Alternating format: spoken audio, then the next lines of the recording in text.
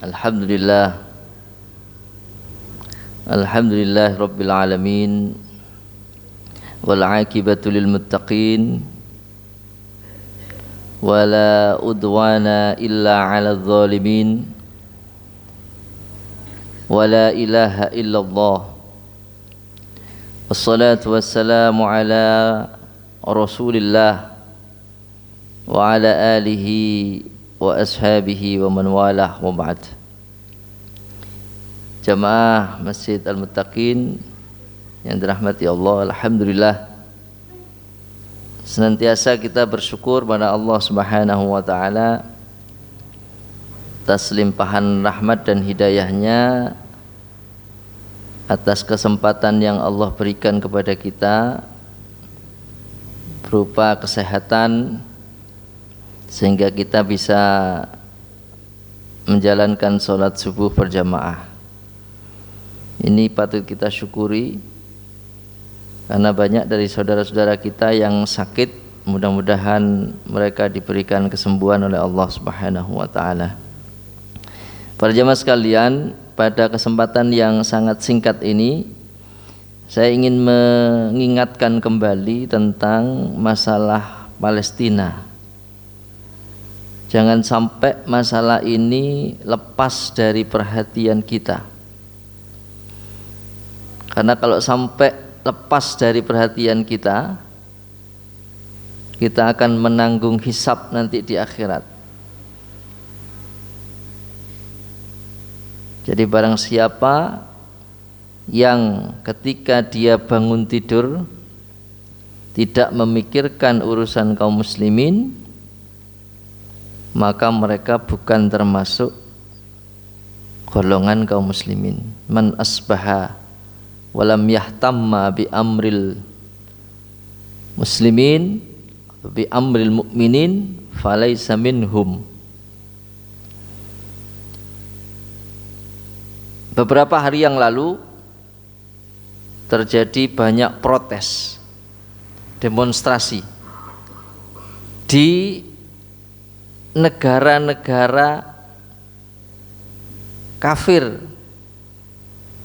ya. Tapi malah di negeri-negeri muslim anyep ya. Di Amerika itu di semua kampus itu mahasiswa sampai mendirikan tenda-tenda. Di Inggris sama, di Belanda. Jadi negara-negara Amerika dan Eropa. Tapi kita lihat di negeri-negeri muslim ini malah adem ayem, tidak ada apa-apa. Nah, ini ada apa ini? Ada apa dengan kaum muslimin? Saudara-saudaranya sampai hari ini itu mereka dijajah ya, bahkan genosid itu masih terjadi di sana ya. Bangsa Israel laknatullah itu setiap hari mereka tetap melakukan penyerangan terhadap warga sipil. Jadi yang diserang itu bukan tentara karena mereka tidak mendapati tentara. Nah, yang diserang adalah warga sipil, bahkan rumah sakit itu mereka serang. Nah, ini luar biasa ya. Sementara kaum muslimin yang mayoritas di dunia ini, kaum muslimin ini mayoritas ya, tidak melakukan apa-apa dan tidak bisa melakukan sesuatu yang bisa menghentikan serangan dari Yahudi Israel. Bahkan ketika beberapa hari yang lalu itu sudah disepakati oleh Hamas untuk gencatan senjata, karena beberapa persyaratan itu sudah disepakati oleh Hamas.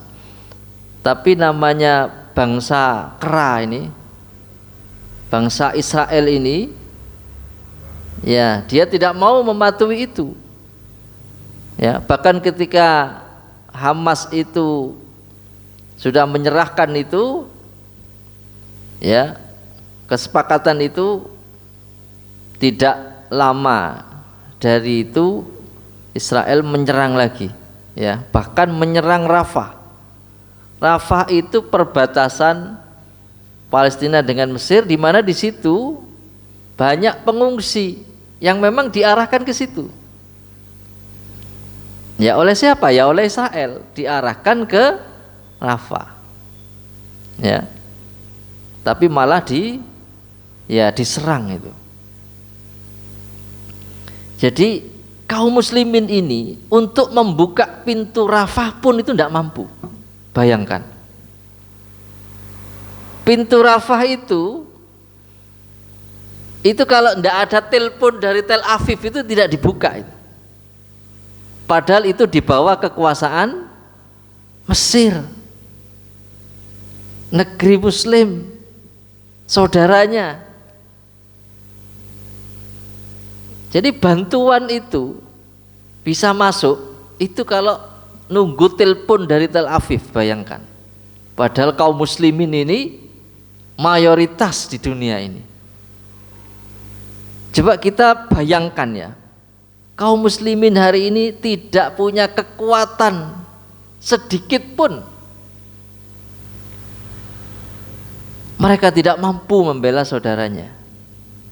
Bahkan hanya untuk mengirim bahan makanan untuk membantu mereka, yang sebetulnya bahan makanan itu ya perlu untuk dibantu ya, tapi itu tidak menyelesaikan masalah. Tidak menyelesaikan masalah, karena di dalam Quran itu ya, kalau sudah ada orang musuh Islam yang menyerang kaum muslimin, itu solusinya ya hanya satu. Apa itu? Jihad fisabilillah. Ya, di dalam surah Al-Baqarah ya.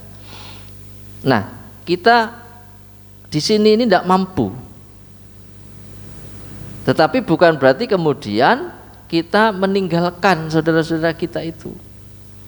Paling tidak kita menyampaikan kondisi mereka, kita ikuti kondisi mereka itu setiap hari, sehingga kita bisa kembali untuk mengingatkan saudara-saudara kita. Karena di awal penyerangan itu marak, tapi kemudian setelah itu surut sepi. Sekarang sudah tidak ada lagi orang yang membicarakan Palestina, malah ribut persoalan-persoalan fikih, ribut persoalan-persoalan khilafiyah. Persoalan fikih itu tidak bisa disatukan, memang jangan disatukan, jangan menyatukan pendapat-pendapat fikih ya. Jadi kalau ada yang berbeda ya tidak usah dibuat ribut. Umat Islam ini ribut dengan persoalan yang remeh-temeh, persoalan-persoalan yang kecil sebetulnya, yang tidak perlu diributkan. Yang perlu dipikirkan itu adalah ya kondisi umat Islam ini ya. Nah itu sedikit ini akan saya ingatkan ya, bahwa status tanah Palestina itu kalau di dalam fikih itu statusnya sebagai tanah khoroj. Tanah khoroj itu tanah yang ditaklukkan kaum muslimin. Jadi tanah-tanah yang dulu pernah ditaklukkan kaum muslimin itu tetap statusnya sampai hari kiamat itu sebagai tanah khorojiyah. Ya, tanah khoroj itu tanah yang ditaklukkan kaum muslimin. Ada satu pernyataan luar biasa dari Karen Armstrong. Karen Armstrong ini penulis ya, penulis banyak. Mereka Karen Armstrong itu menulis buku-buku ya tentang Islam ya. Di dalam bukunya yang berjudul Holy War ya, ini saya kutipkan. Karen Armstrong menyatakan begini: Khalifah Umar memasuki Yerusalem dengan mengendarai seekor unta putih, dikawal oleh pemuka kota tersebut, yakni uskup Yunani Sophronius. Bayangkan di Yerusalem itu ditaklukkan oleh kaum muslimin. Sang khalifah minta agar ia dibawa segera ke Haram Asy-Syarif, yaitu Al-Aqsa. Dan di sana ia berlutut berdoa di tempat temannya, yang dimaksud adalah Muhammad, Nabi Muhammad, melakukan perjalanan Isra Mi'raj, perjalanan malamnya. Nah, ini menggambarkan bagaimana dulu ketika kunci kota itu diberikan kepada Umar bin Khattab yang pada waktu itu sebagai penguasa, sebagai khalifah. Maka sejak itu status tanah Palestina itu sebagai tanah khorojiyah yang wajib dibela oleh kaum muslimin, wajib dipertahankan ila yaumil qiyamah, sampai yaumil qiyamah. Karena itu mengapa saudara-saudara kita orang-orang Palestina itu mempertahankan tanah itu walaupun dia harus berjuang sendiri. Tidak ada satupun penguasa muslim yang mengirimkan tentara kepada saudara kita di Palestina, sampai anak kecil itu. Ya, kalau kita tahu itu anak kecil itu sampai ngomong ke penjaga tentara Mesir itu. Dia mengatakan, sampean gak usah ngirim, gak usah bantu kita, tidak usah bantu kami. Biarlah kami di sini menunggu pintu surga. Nah, sampai begitu. Karena tidak kuasa tentara itu untuk membantu mereka. Bayangkan. Apa kita membangga-banggakan itu? Kaum muslimin ini terbesar di dunia. Bangga dengan jumlah. Ya, ketahuilah bahwa jumlah itu tidak berpengaruh sedikit pun terhadap kemuliaan kaum muslimin. Tidak. Karena mayoritas kita itu di dunia tapi tidak punya kuasa sedikit pun. Ya, jadi ini perlu dipikirkan. Maka memang betul kalau agama ini membutuhkan kekuasaan. Kekuasaan itu penting bagi kaum muslimin untuk menjaga umat Islam dan menjaga agama. Tidak ada nilainya itu, jumlah yang besar itu. Karena itu sudah disinyalir oleh Rasulullah bahwa besok musuh-musuh Islam itu memperebutkan kalian seperti mereka memperebutkan makanan. Lalu para sahabat bertanya, apakah jumlah kita pada waktu itu sedikit? Tidak, justru jumlah kalian besar. Ya, justru jumlah kalian besar. Tapi kalian tidak memiliki kekuatan apapun, seperti apa? Seperti buih di lautan, ya, terombang-ambing. Ya. Jadi para jamaah sekalian, ternyata bumi Palestina itu sudah diincar oleh Yahudi itu jauh sebelum kekuasaan Islam itu runtuh. Jauh sebelum kekuasaan Islam runtuh. Jadi kalau kita melihat sejarah itu tahun 1897. Ya, 1897. Seorang tokoh Yahudi namanya Theodor Herzl. Ya, itu menghadap kepada kekuasaan Islam yang ada di Turki. Ya. Jadi Herzl ini datang kepada Sultan Abdul Hamid, meminta sedikit tanah Palestina, dan Herzl ini membawa uang untuk menyuap. Kalau Turki mau memberikan sedikit saja tanah Palestina, maka hutang-hutang Turki akan dibayar. Ya, itu tahun 1897. Palestina berdiri atau merdeka tahun berapa? 47 atau 48. Ini jauh sebelumnya Herzl itu sudah menghadap kepada Sultan Abdul Hamid. Apa kata Sultan Abdul Hamid? Aku tidak akan melepaskan walaupun segenggam tanah itu, yaitu tanah Palestina, karena ia bukan milikku. Tanah itu adalah hak umat Islam. Nah, ini luar biasa ini. Tanah itu adalah hak umat Islam, kata Sultan Abdul Hamid. Umat Islam telah berjihad demi kepentingan tanah itu dan mereka telah menyiraminya dengan darah mereka. Ya, Yahudi silahkan menyimpan harta mereka, bawa lagi pulang. Kita tidak butuh dengan harta Yahudi. Nah, ini yang dikatakan oleh Sultan Abdul Hamid II pada waktu itu kepada Theodor Herzl. Maka Herzl pulang tidak membawa apa? Tidak membawa apa-apa. Ya, tidak berhasil. Tapi apakah Yahudi selesai? Berhenti? Tidak.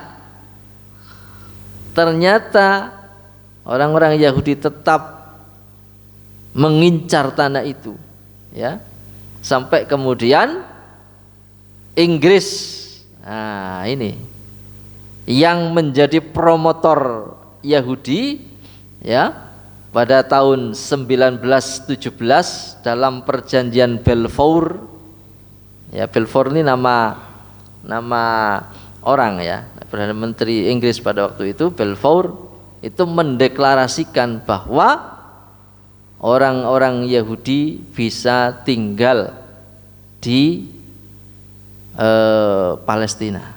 Ya, pada waktu itu kekuasaan Islam sudah mulai lemah, mulai runtuh. Maka beranilah mereka untuk menduduki tanah itu yang awalnya sedikit, kemudian banyak. Ya, bayangkan tuh Yahudi yang awalnya tidak punya tempat, sekarang diberi tempat di Palestina, sehingga dari mana-mana Yahudi itu datang ke Palestina.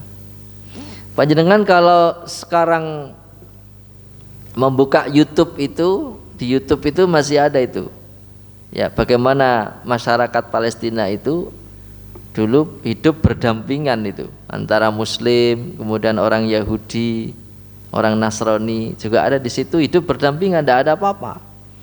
Tapi sejak Zionis itu memiliki kekuatan di sana, maka Zionis ini kemudian melakukan penjajahan terhadap bangsa Palestina. Nah, itu yang terjadi di Palestina. Itu karena apa? Karena bangsa Palestina itu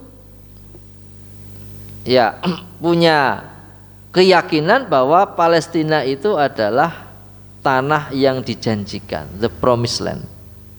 Tapi itu dibantah oleh ilmuwan Prancis yang bernama Roger Garaudi. Ya. Jadi Roger Garaudi itu menulis buku bagus sekali. Itu menyatakan bahwa Yahudi itu tidak punya akar sejarah di Palestina. Ya, sehingga tidak layak Yahudi itu menguasai Palestina. Itu kata Roger Garaudi. Ya, jadi kaum muslimin ini harus, paling tidak dia harus mengikuti terus dan melakukan upaya-upaya. Ya, bagaimana dengan upaya diplomasi? Ya perlu. Tapi berdiplomasi dengan bangsa kera ya, yang dilaknat oleh Allah dan disupport oleh negara-negara ya Amerika dan Inggris ya, dan juga negara-negara Eropa yang lain, ini menjadi tidak seimbang. Ya, kaum muslimin ini hanya ngantar makanan ke sana, sementara Amerika ngantar senjata dan tentara. Bayangkan, masa senjata tentara dilawan dengan makanan, dilawan dengan boikot. Ya, meski boikot tetap perlu, karena memang paling tidak berpengaruh itu. Tapi itu tidak menyelesaikan masalah. Jadi solusi diplomasi, solusi diplomatik itu tetap tidak akan ada masalah. Kenapa? Karena mereka bukan bangsa yang menaati peraturan, bangsa yang biasanya merusak perjanjian itu sejak dulu, ya. Dan di dalam Quran itu sudah kisah Yahudi itu sudah luar biasa itu. Mereka adalah bangsa yang tidak pernah menaati perjanjian. Nah, ini penting ya. Jadi ternyata mereka itu adalah bangsa yang disupport penuh oleh negara-negara kafir. Ya, ini konspirasi antara negara-negara kafir dengan bangsa Yahudi untuk melemahkan kaum muslimin, untuk menjajah kaum muslimin. Ya. Ada lagi perjanjian Sykes-Picot. Ya, perjanjian Sykes-Picot itu terjadi pada tahun 1916. Ya, itu perjanjian antara Inggris dan Perancis untuk membagi-bagi wilayah kaum muslimin. Termasuk Palestina itu diberikan kepada Yahudi. Nah, ini Palestina yang dulu dikuasai oleh kaum umat Islam diberikan kepada Yahudi. Itu tahun 1916. Sudah ada perjanjian di antara mereka. Ya, jadi mereka itu tidak pernah berhenti untuk merebut Palestina. Kaum muslimin kadang mikir, kadang enggak gitu. Gue nek wis anu lali. Ya, ini perlu diingatkan terus. Ya, terjadi sesuatu lali, tidak mikir tentang Palestina. Donasi berhenti. Kalau ada serangan lagi, ada lagi donasi. Nah, padahal mereka tiap hari itu melakukan genosida, melakukan pembunuhan terhadap saudara-saudara kita di Palestina. Kita di sini hanya bisa berdoa. Yang punya duit hanya bisa memberikan donasi, ya. Tapi itu harus dilakukan. Itu selemah-lemah iman itu dilakukan itu. Nah, solusi ya tadi itu solusi yang diberikan Quran itu sebetulnya adalah jihad fisabilillah. Jadi pemimpin-pemimpin Islam itu seharusnya mengirimkan tentara kepada saudara-saudara kita itu untuk membantu mereka. Itu yang seharusnya dilakukan. Jangan mengikuti permainan mereka. Kalau permainan mereka kan PBB misalnya, kan perdamaian. Tapi siapa yang merusak? Mereka sendiri.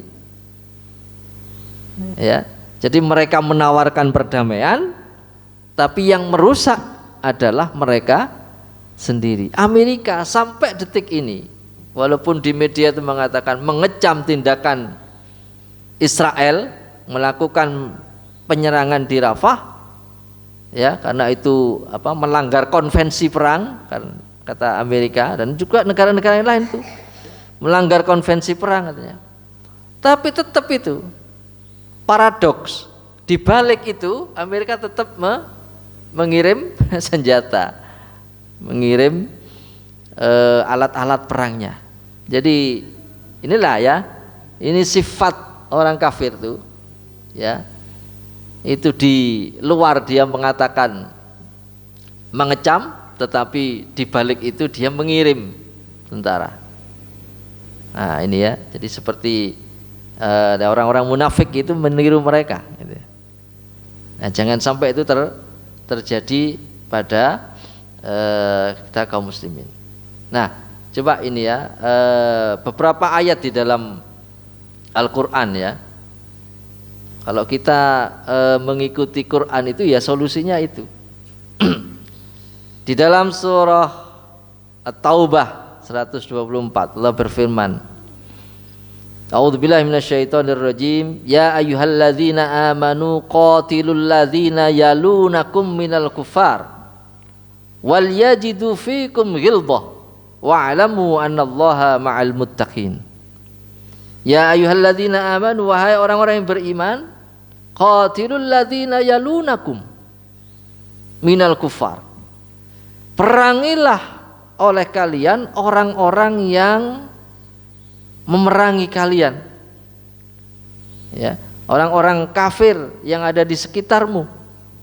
Wal yajidu fikum ghilzah, dan hendaklah mereka merasakan sikap tegas darimu. Wa'lamu annallaha ma'al muttaqin, dan ketahuilah bahwasanya Allah beserta orang-orang yang bertakwa. Memerangi orang-orang kafir itu orang-orang kafir yang memerangi kaum muslimin.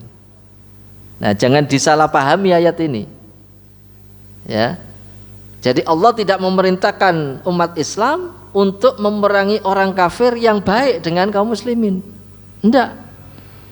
Tapi apabila mereka memerangi kaum muslimin, maka satu-satunya cara dalam Quran adalah memerangi mereka. Nah, ini jihad fisabilillah. Bukan dengan perdamaian, bukan damai dengan mereka, apalagi damai dengan ya kaum yang suka melanggar perjanjian, yaitu orang-orang ya Yahudi. Dan masih banyak lagi ayat yang lain, ya. Waqtuluhum haitsu saqiftumuhum dalam surah Al-Baqarah 191. Waqtuluhum haitsu saqiftumuhum wa akhrijuhum min haitsu akhrajukum. Ya. Dan perangilah mereka, yakni orang-orang kafir, haitsu saqiftumuhum, dimanapun kamu temui mereka. Wa akhrijuhum min haitsu akhrajukum, dan usirlah mereka di mana mereka mengusirmu. Ya. Wal fitnatu asyaddu minal qatl, dan fitnah itu lebih kejam daripada pembunuhan, lebih pedih daripada pembunuhan. Ini solusi Quran. Jadi kalau bangsa Palestina itu diusir dari tanahnya, kaum muslimin itu harus mengusir. Siapa yang mengusir bangsa Palestina itu? Karena itu tanah mereka, tanah kharaj statusnya di dalam Islam, harus dibela sampai hari kiamat. Ya, jadi kalau mereka tidak mampu, kalau saudara kita di Palestina tidak mampu, itu harusnya menjadi kewajiban kaum muslimin di sekitarnya, Mesir, Yordan, Suriah, itu membantu mereka mengusir Yahudi, memerangi Yahudi. Tapi yang terjadi mereka ya tidak mampu. Buka pintu saja nunggu telepon dari Tel Aviv. Ini wis kebangetan nah. Buka pintu saja. Itu telepon itu. Oleh ndak ini dibuka? Oleh, baru dibuka. Baru masuk itu truk-truk itu. Ya kalau enggak ya enggak bisa masuk. Nah, jadi dari sini kita paham ya, betapa umat Islam itu lemah, selemah-lemahnya hari ini. Jadi jangan pernah bangga dengan banyaknya umat Islam. Jangan pernah bangga, karena tidak akan berarti apa-apa jumlah itu. Jadi ini peringatan kepada kita. Ya mudah-mudahan kita ini ya termasuk orang-orang yang hati kita itu masih terpaut dengan saudara-saudara kita di Palestina, walaupun jauh, ya, walaupun jauh dan kita lemah. Ya. Jadi mari kita tetap mendoakan mereka, tetapi itu juga tidak tidak serta-merta, ya. Membantu secara real, ya itu kan meminta ya, mengetuk pintu langit kalau doa itu. Tapi secara real praktisnya itu hendaknya kekuatan itu harus diarahkan, kekuatan kaum muslimin itu harus diarahkan kepada orang-orang Yahudi itu untuk mengusir mereka. Jadi solusinya itu komprehensif. Ya. Jihad dilakukan. Yang tidak mampu berjihad, lemah seperti kita ini ya berdoa, memberikan donasi, melakukan boikot. Nah, tapi kalau melakukan boikot saja, berdoa saja, ya itu namanya tidak komprehensif. Jadi tetap umat Islam ini butuh kekuatan, tetap harus diserukan kepada penguasa-penguasa muslim untuk mengirimkan tentara kepada mereka untuk mengusir orang-orang Yahudi, memerangi orang-orang Yahudi. Yang sampai detik ini itu belum dilakukan. Ya, mudah-mudahan perubahan itu terjadi. Ya, ini sekarang sudah mulai sekitar itu sudah mulai paham. Libanon ya itu sudah mulai ikut cawe-cawe, ya paling tidak sudah mulai melakukan serangan kepada Yahudi. Mudah-mudahan diikuti oleh yang lain. Jadi umat Islam di Palestina butuh kekuatan dan butuh tindakan real dari penguasa-penguasa muslim, dari saudara-saudara mereka, tidak meninggalkan saudara kita yang ada di Palestina. Jadi ini renungan bagi kita sedikit, mudah-mudahan kita paling tidak masuk dalam orang-orang yang tidak memikirkan kaum muslimin, karena itu nanti akan dihisab oleh Allah Subhanahu wa taala. Demikian saya kira yang bisa saya sampaikan. Wallahu a'lam bishawab. Assalamualaikum warahmatullahi wabarakatuh.